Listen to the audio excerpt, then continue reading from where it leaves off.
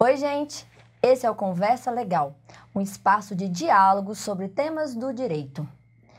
Aqui, nós iremos discutir as principais questões que envolvem o mundo jurídico e hoje, especialmente, falaremos do desprestígio que as advogadas enfrentam no meio jurídico.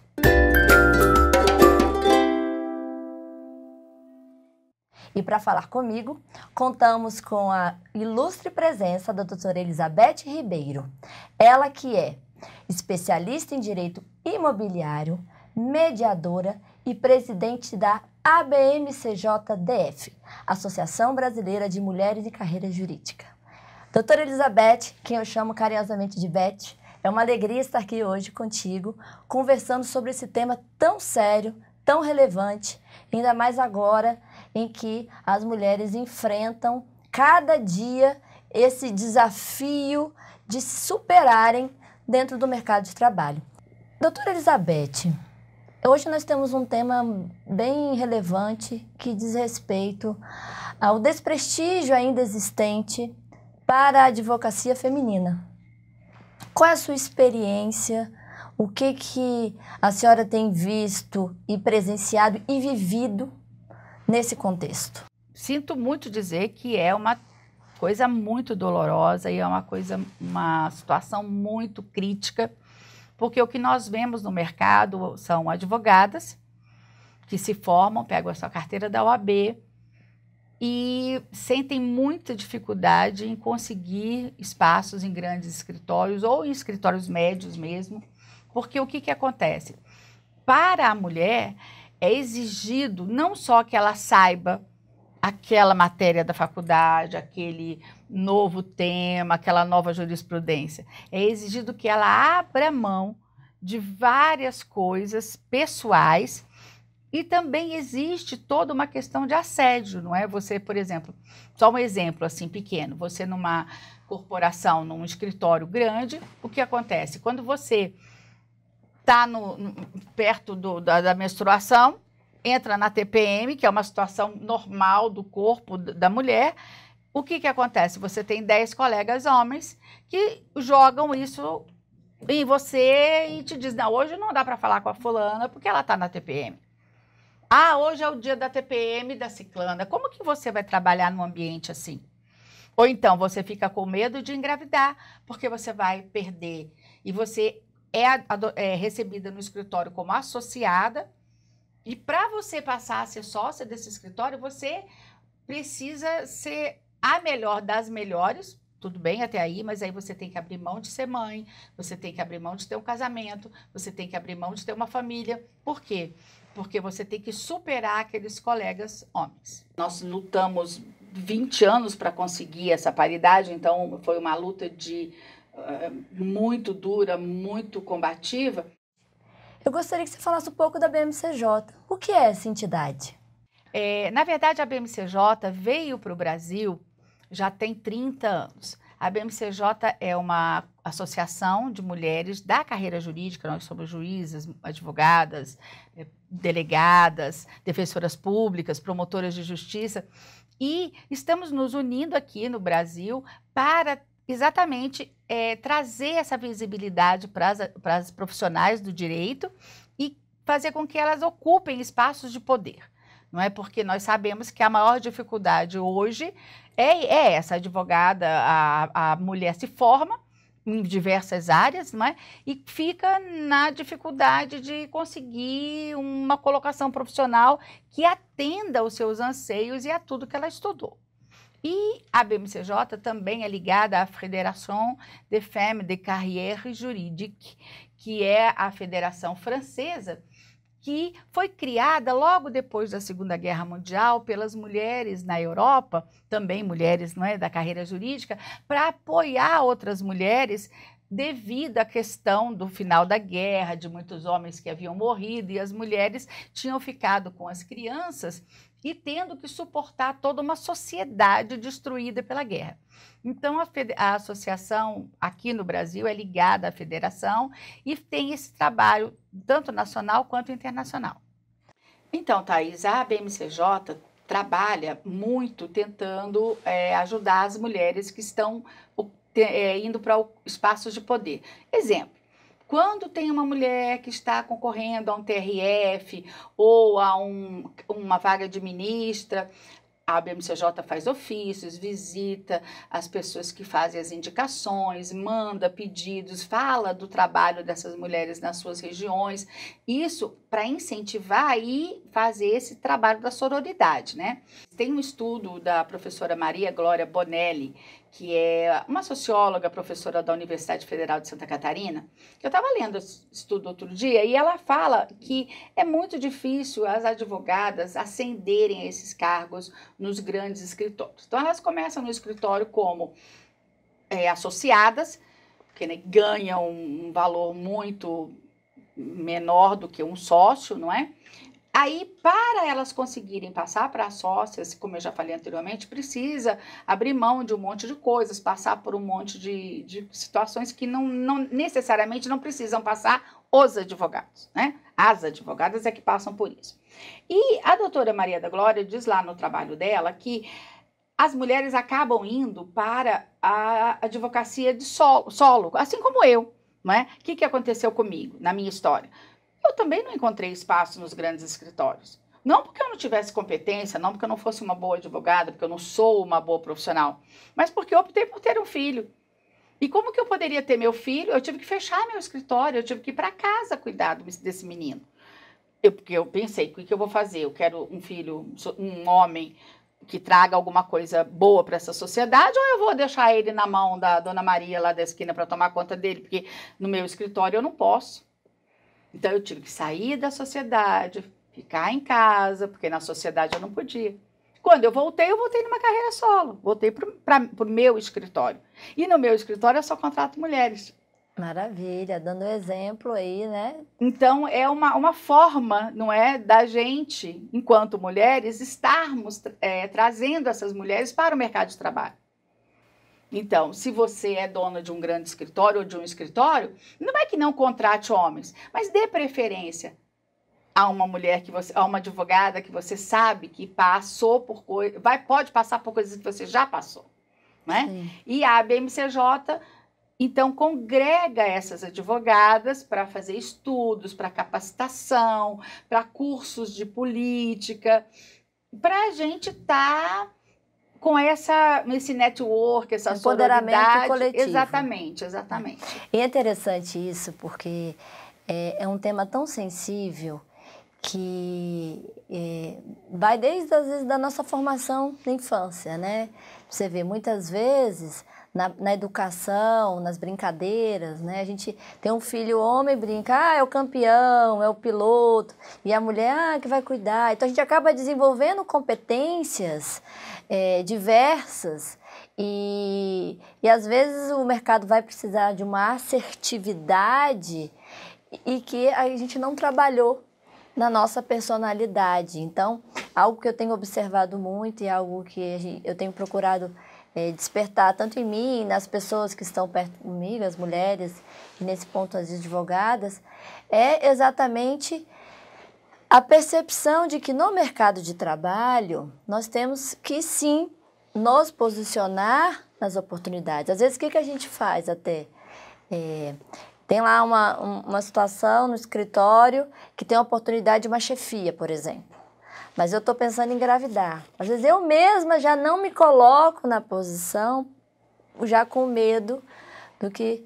Né? Então, é uma mentalidade que às vezes ela é explícita, às vezes ela é implícita, mas que gera efeitos, evidentemente, reais. Fiz um estudo, na época até da reforma da Previdência, em que o governo queria equiparar as idades mínimas entre homens e mulheres, no discurso de que nós já estaríamos numa situação de igualdade e que as mulheres vivem mais, então que elas deveriam, no mínimo, ter a mesma idade mínima que os homens. E aí eu estudei e fui buscar o que efetivamente acontece no mercado de trabalho. Infelizmente, nós mulheres estudamos mais e nos mesmos postos de trabalho ganhamos menos, cerca de 25% a menos. E por ainda ser, muitas vezes, quem faz a dupla e a terceira jornada, isso não ser tão compartilhado dentro de casa, há uma sobrecarga de jornada semanal gigante. E é uma hora que não é remunerada e que também acaba influenciando em diversas formas no dia a dia, porque alguém tem que cuidar dos idosos, alguém tem que cuidar das crianças, e se isso não é compartilhado, obviamente isso traz um prejuízo para quem estará no mercado de trabalho. E dentro dessas oportunidades, a maternidade acaba sendo um fator relevante. Veja, nós tivemos toda uma evolução no direito do trabalho para garantir estabilidade no emprego, para garantir salário maternidade, licença maternidade, para que a maternidade não seja um problema para a mulher, mas nós não mudamos ainda as mentes, os corações em relação a um problema que existe. Porque quando a mulher ela tem que se ausentar, e isso é uma ausência física, biológica, do mercado de trabalho para, né, assumir a sua função linda, maravilhosa, que é exatamente, né, gerar um ser vivo, uma pessoa, um ser humano, né, um cidadão, a gente tem que sair do mercado de trabalho. E quando volta, muitas vezes você já não tem mais o espaço que teria por conta dessa ausência. E aí, eu valido muito as empresas, né, acho assim, que deve ser um exemplo para as demais, aquelas que já mudam o foco. Não, a mulher quando vira mãe, é óbvio que ela ainda vai ser ainda responsável, ela vai ter ainda muito mais competências, né? Então, acho que passa por uma mudança de olhar, tanto nosso com nós mesmos, onde que a gente ainda tem certos machismos, onde que a gente ainda sem querer, porque vem da formação, e por onde e de que forma nós podemos verdadeiramente transformar essa realidade. E aí eu termino querendo muito ouvir de você o que você sugere, o que você acha que a gente pode fazer como sociedade, como mulheres advogadas que somos, para transformar essa situação, esse desprestígio que ainda existe para as advogadas em todo o país. É claro que cada um, como diz a historinha do beija-flor, né, que leve o seu pouquinho de água, vai acabar o incêndio na floresta. Então, se cada uma de nós, enquanto advogadas, como você mesmo falou há pouco, ocuparmos esses espaços, mas de uma forma verdadeira, íntegra. Não é que eu estou aqui para aparecer na televisão, não é que eu estou aqui porque... Né? Não, eu estou aqui porque eu sou uma advogada e eu vou fazer um trabalho que pode mudar essa sociedade. E como mães, criar os nossos filhos, os nossos homens, como você acabou de dizer, com outras competências. E as nossas mulheres também, com outras competências. Porque nós, como você mesmo disse, acabamos repetindo padrões que foram colocados para nós pelas nossas mães, pelas nossas avós.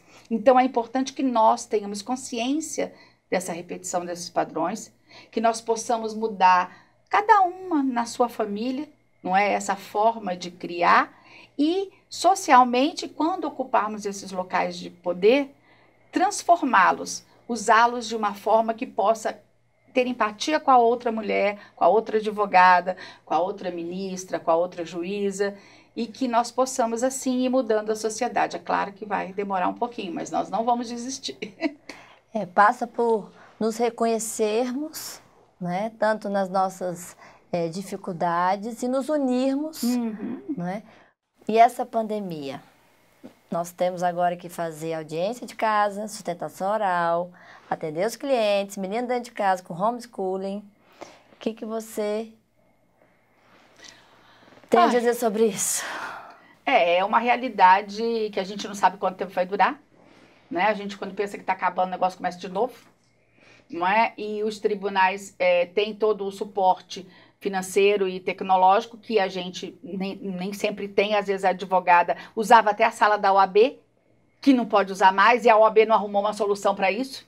Verdade. Então, nós ficamos à mercê sei lá, tem gente que fica, o menino gritando aqui, passa aqui chorando. As casas hoje têm um tamanho muito menor do que tinham antigamente, então você tem apartamentos de 70 metros, 50 metros, as pessoas, tudo, como é que vai? A pessoa vai trabalhar? Com certeza, é uma dificuldade. É uma já ampliou a dificuldade que já tinha, não é?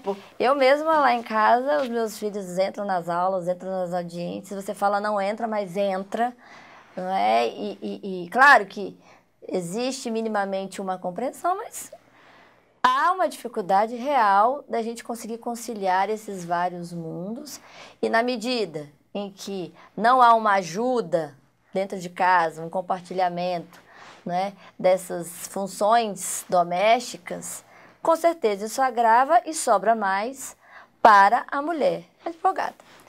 E nós ficamos com esse déficit, né? Porque nós não... As advogadas, por exemplo, que não têm esse acesso direto à internet, ao computador, ou como que ela faz? Principalmente porque quem deveria dar as condições, que é a OAB, né, as entidades que têm que ali ajudar nesses momentos de dificuldade, não estão fazendo. Então, realmente é algo que nos provoca a refletir em mudanças, em como a gente pode efetivamente ajudar para que as advogadas efetivamente consigam exercer sua profissão com toda a dignidade que ela merece, não é?